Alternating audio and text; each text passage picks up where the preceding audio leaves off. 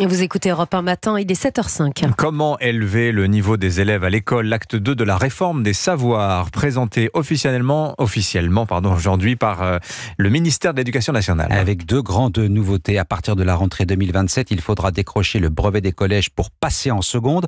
Deux options possibles en cas d'échec, le CAP ou une prépa seconde, classe passerelle entre la troisième et la seconde. Autre changement, c'est l'introduction d'une épreuve anticipée de mathématiques en première sur le modèle du bac de français mis en place juin 2026. Laura Laplot.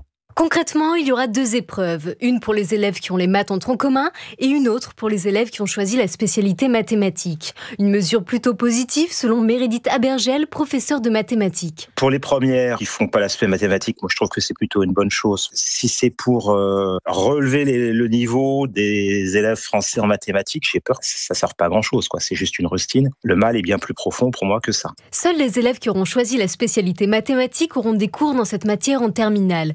Tous les autres arrêteront les maths en première. Pourtant, depuis 30 ans, le niveau des jeunes Français dégringole dans cette matière. Sur les 85 pays participants au classement PISA, la France occupe la 26e place. Laura Laplot pour Europe 1.